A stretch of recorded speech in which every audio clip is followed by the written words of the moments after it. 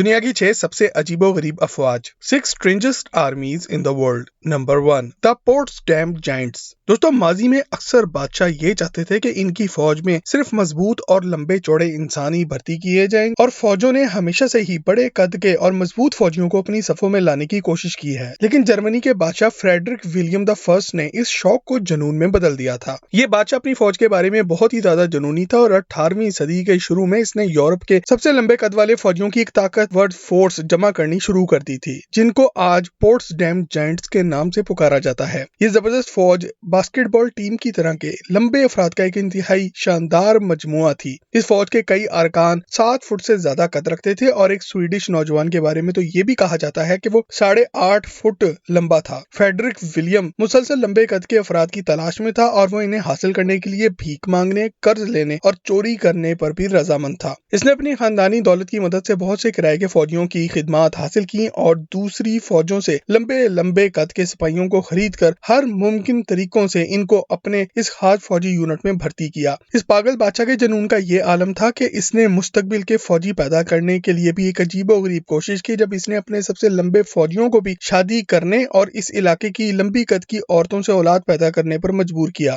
اس فوجی یونٹ کی کل تعداد 10,000 کے لگ بھگ تھی اور 1740 میں اس کی موت کے بعد اس کے بیٹے نے اس خاص یونٹ کو ختم کر دیا اور اس سے پیسے بچا کر عام فوجیوں کے 4 اضافی یونٹ تشکیل دینے کے لیے فنڈز جاری کر دیے۔ Number 2 ghost army.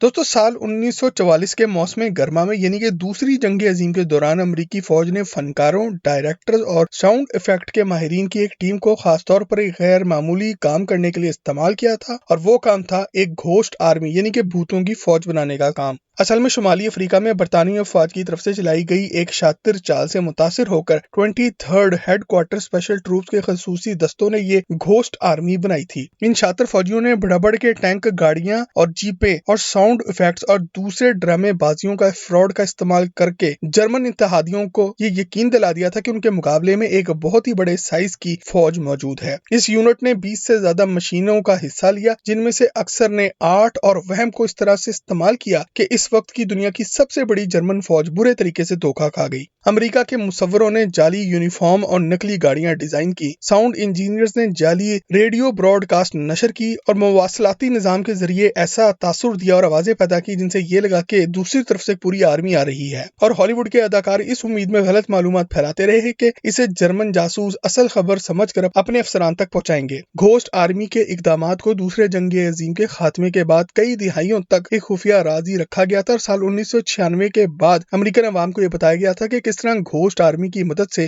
جنگ جیتی جا سکتی ہے۔ اس وقت تک اس گھوسٹ آرمی کے بہت سے اراکین آرٹ اور ڈیزائن کی دنیا کے بڑے نام بن چکے تھے۔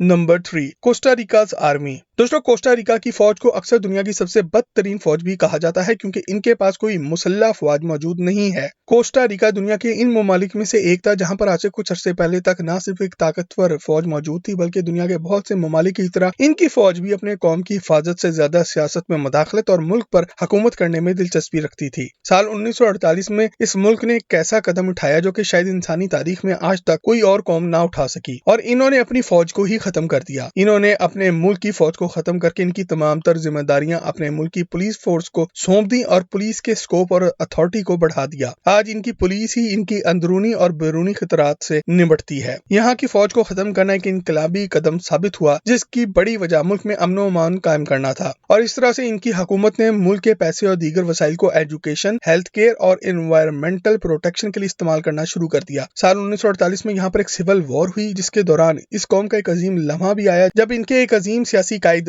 جوزف فیگوئرس فیرر نے ملک کی فوج کو ختم کرنے کے لیے تحریک چلائی، کیونکہ دنیا کے بہت سے ممالک کی طرح ان کی فوج نہ صرف کرپٹ تھی بلکہ سیاست میں بھی ٹانگیں اڑاتی تھی، حالانکہ دنیا کی کسی فوج کا کام نہیں ہے۔ دسمبر 1948 کو جوزف فیگوئرس نے اپنے ملک کی فوج کے ملٹری ہیڈ کوارٹرز کی دیوار کو ہتھوڑا لے کر گرا دیا۔ یاد رکھیں یہ کوئی اصل حملہ نہ تھا بلکہ ایک سمبولک جسچر تھا جس کا مطلب یہ تھا کہ آج سے ہم اپنے ملک کی فوج ختم کرنے جا رہے ہیں۔ ये फैसला इसी साल इनके आइन का हिस्सा भी बन गया और आज कोस्टा रिका एक पुरअमन मुल्क है जिसकी अपनी कोई फौज नहीं। इस कदम का बड़ा मकसद अपने मुल्क की फौज को सियासत में दखलंदाजी करने से रोकना था और ये लोग अपनी फौज के बजाय अपने अवामी मसाइल पर पैसा लगाना चाहते थे। आज कोस्टा रिका का मुल्क दुनिया भर में सियासी इस्तेहकाम और तरक्की की वजह से जाना जाता है। कोस्टा रिका की फौज खत्म होने के बाद इनकी तमाम तरह जिम्मेदारियां कोस्टा रिका की पुलिस के कांधों पर पड़ गईं। मुल्क की इंटरनल सिक्योरिटी और बॉर्डर कंट्रोल का काम भी यही पुलिस करती है। इसके साथ साथ इनकी पुलिस को ड्रग ट्रैफिकिंग यानी कि मंशियात फरोशी के खिलाफ भी एक जंग लड़ना पड़ती है, क्योंकि ये मुल्क दुनिया के इस खित्ते में वाक़ है जहां पर मंशियात फरोशी बहुत ज्यादा है। दुनिया के दूसरे ममालिक के बरक्स इनका मसला ये नहीं कि कोई पड़ोसी मुल्क इन पर हमला कर देगा, बल्कि इनका सबसे बड़ा मसला मंशियात फरोशी है और इसकी वजह से मुल्क में दूसरे जुराइम भी अरूज पर रहते हैं। यहाँ की पुलिस की खास तौर पर ट्रेनिंग की जाती है कि वो किस तरह मंशियात फरोशी को नाकाम बनाए।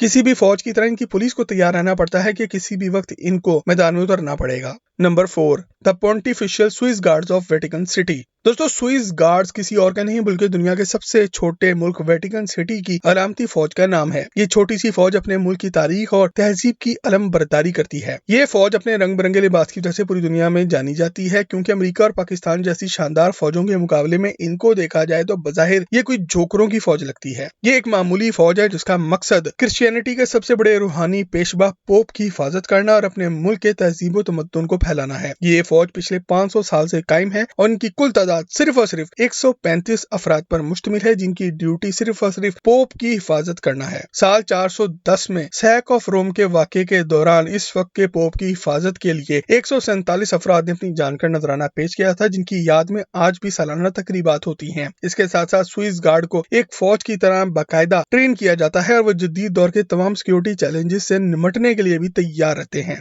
और दोस्तों, अगर आपको किसी और ऐसी आर्मी के बारे में मालूम है जिसका नाम इस लिस्ट में होना चाहिए था तो कमेंट सेक्शन में लिखकर हमसे शेयर जरूर करें। Number 5, Uganda super soldiers. दोस्तों, दुनिया की अजीबोगरीब फौजों की इस लिस्ट में युगांडा के सुपर सोल्जर्स की फौज एक इंतहाई मुतनाज़ा और अनोखा मुकाम रखती है। इनकी इस फौज में एक बड़ी तादाद में माजी के मुजरिमों और बागियों को भी भर्ती किया गया है, जो कि एक खौफनाक रेपुटेशन रखते थे। बागियों को फौज का हिस्सा बनाना एक जबरदस्त फौजी हिकमत अमली है, क्योंकि इससे मुल्क के बहुत से मसाइल हल हो जाते हैं। ये वही बागी हैं जो कि सालों साल मुल्क की फौज से लड़ते आ रहे हैं, जिसकी वजह से मुल्क में एक बड़े पैमाने पर तबाही और बर्बादी भी फिरी। पाकिस्तान में मौजूद तहरीके तालिबान पाकिस्तान की तरह इस मुल्क में भी बहुत से शिद्दत पसंद ग्रुप मौजूद थे, ताहम ये अफराद मजहबी इंतहा पसंद नहीं थे। इन अफराद को मुल्क की फौज का हिस्सा बनाने का मकसद खित्ते में देर पा अमन कायम करना और सुपर सोल्जर के क्याम से इस मुल्क को बहुत ही ज्यादा फायदा भी पहुंचा है। इस मामले में सबसे मुश्किल काम माजी के मुजरिमों को एक फौज में तब्दील करना है। इसके बावजूद युगांडा के इन सुपर सोल्जर्स को एक फौज से ज्यादा बाकायदा गुंडों से तशबीह दी जाती है, क्योंकि इनके तरीकाकार आज भी फौज से काफी मुख्तलिफ हैं। जैसा कि इन्हें किसी पर मुल्क दुश्मनी का शक हो तो वो इसको अदालत में नहीं बुलाते, ना ही कानूनी कार्रवाई करते हैं, बल्कि सीधा वीगो डाले लेकर पहुंच जाते हैं।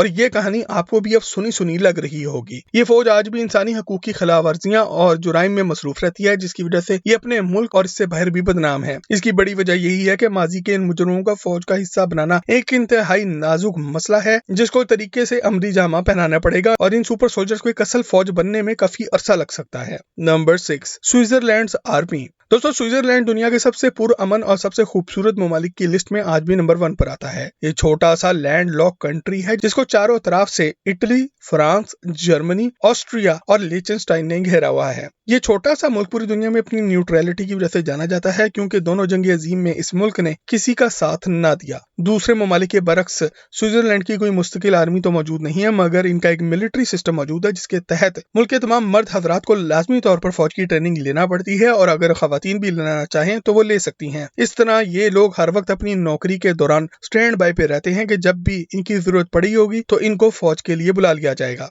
इनको 19 से 35 साल की उम्र में ट्रेनिंग दी जाती है। इनकी फौज में आज भी 10,000 एक्टिव पर्सनल मौजूद हैं, जबकि 2 मिलियन यानी कि 20 लाख से ज्यादा ऐसे अफराद हैं जिनको किसी भी वक्त मुल्क की फौज के लिए बुलाया जा सकता है और पूरा मुल्क फौज में तब्दील होकर सामने आ जाएगा। दोस्तों, अगर आपको दुनिया की किसी और ऐसी फौज का पता है जिसका नाम इस लिस्ट में होना चाहिए था तो कमेंट सेक्शन में लिखकर हमसे भी शेयर जरूर करें और मजीद जबरदस्त वीडियोस के लिए टॉक शो के चैनल को भी सब्सक्राइब जरूर करें।